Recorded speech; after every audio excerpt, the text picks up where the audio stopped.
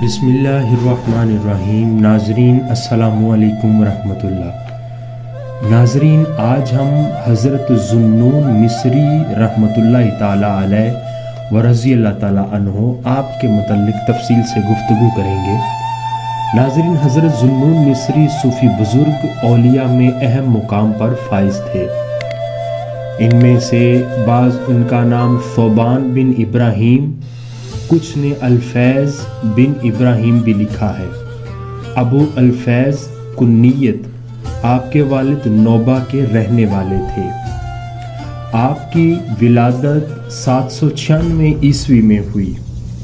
تصوف میں فوقیت رکھنے والے اور علم و ورع، حال اور ادب کے لحاظ سے یکتائے روزگار تھے۔ حضرت ذوالنون مصری رحمۃ اللہ تعالیٰ علیہ فرماتے ہیں کہ میری 30 برس کی محنت سے ایک شہزادہ صحیح معنوں میں ہدایت یافتہ ہو سکا، اور وہ بھی اس طرح کہ ایک دفعہ میری مسجد کے سامنے سے گزر رہا تھا تو میں اس وقت یہ جملہ کہہ رہا تھا کہ کمزور کا طاقتور سے جنگ کرنا نہایت احمقانہ فعل ہے۔ یہ سن کر شہزادے نے کہا کہ میں آپ کے جملے کا مفہوم نہیں سمجھا۔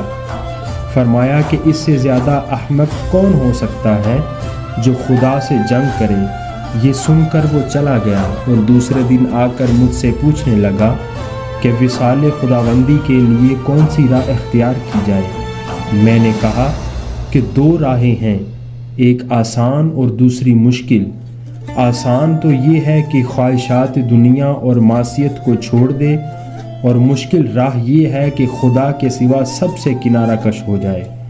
اس نے عرض کیا کہ میں یہی مشکل راہ اختیار کرنا چاہتا ہوں، اور اس کے بعد اپنی عبادت و ریاضت سے ابدالوں کے مقام تک پہنچ گیا۔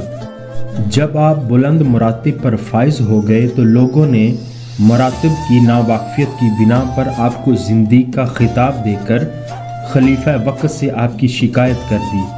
چنانچہ آپ کو بیڑیاں پہنا کر لے جایا جا رہا تھا تو ایک ضعیفہ نے کہا کہ خوف زدہ نہ ہونا، کیونکہ وہ بھی تمہاری ہی طرح خدا کا ایک بندہ ہے۔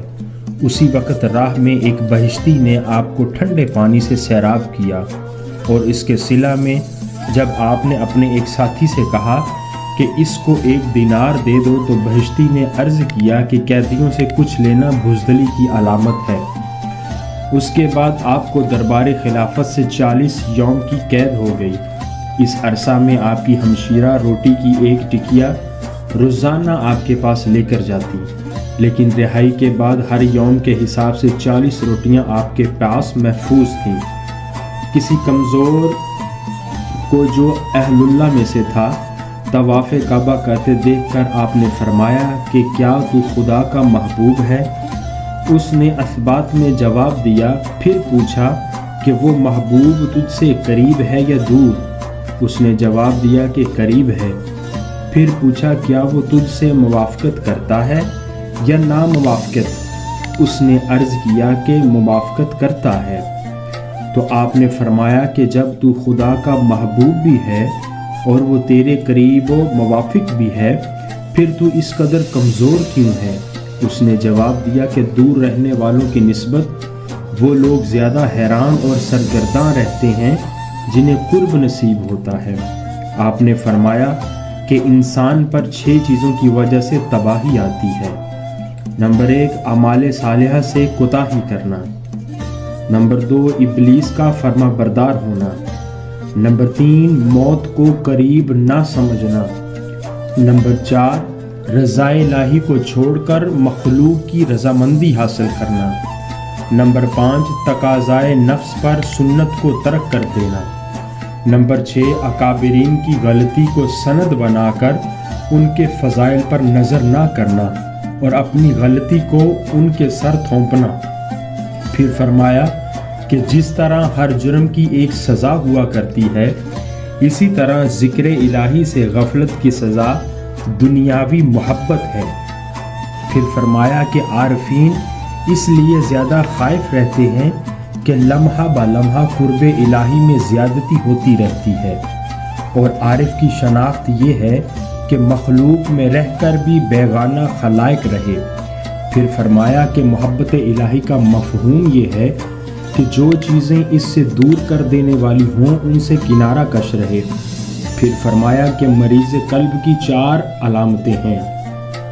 نمبر 1، عبادت میں لذت کا نہ ہونا۔ نمبر 2، خدا سے خوف زدہ نہ ہونا۔ نمبر 3، دنیاوی امور سے عبرت حاصل نہ کرنا۔ نمبر 4، علم کی باتیں سننے کے بعد بھی ان پر عمل نہ کرنا۔ آپ نے فرمایا کہ قلب و روح سے خدا کا فرما بردار بن جانے کو عبودیت کہا جاتا ہے۔ پھر فرمایا کہ عوام معصیت سے اور خاص غفلت سے توبہ کرتے ہیں، لیکن توبہ کی بھی 2 قسمیں ہیں۔ توبہ انابت یعنی انسان کا خدا سے ڈر کر توبہ کرنا۔ نمبر 2، توبہ استجابت، بندے کا ندامت کی وجہ سے تائب ہونا، یعنی اس پر نادم ہو کہ میری ریاضت عظمت خداوندی کے سامنے کچھ بھی نہیں۔ آپ نے فرمایا کہ اخلاص میں جب تک صدق و صبر شامل نہ ہو اس وقت تک اخلاص مکمل نہیں ہوتا، اور خود کو ابلیس سے محفوظ رکھنے کا نام بھی اخلاص ہے۔ اور اہل اخلاص وہ ہوتے ہیں جو اپنی تعریف سے خوش اور اپنی برائی سے ناخوش نہ ہوں، اور اپنے اعمال صالحہ کو اس طرح فراموش کر دیں کہ روز محشر اللہ تعالیٰ سے ان کا معاوضہ بھی طلب نہ کریں۔ کسی نے آپ سے عرض کیا کہ مجھے کوئی نصیحت فرمائیں، تو آپ نے فرمایا کہ اپنے ظاہر کو خلق کے اور باطن خالق کے حوالے کر دو، اور خدا سے ایسا تعلق قائم کرو جس کی وجہ سے وہ تمہیں مخلوق سے بے نیاز کر دے، اور یقین پر کبھی شک کو ترجیح نہ دو، اور جس وقت تک نفس اطاعت پر آمادہ نہ ہو مسلسل اس کی مخالفت کرتے رہو، اور مصائب میں صبر کرتے ہوئے زندگی خدا کی یاد میں گزار دو۔ پھر دوسرے شخص کو یہ وصیت فرمائی کہ قلب کو ماضی و مستقبل کے چکر میں نہ ڈالو، یعنی گزرے ہوئے اور آنے والے وقت کا تصور قلب سے نکال کر صرف حال کو غنیمت جانو۔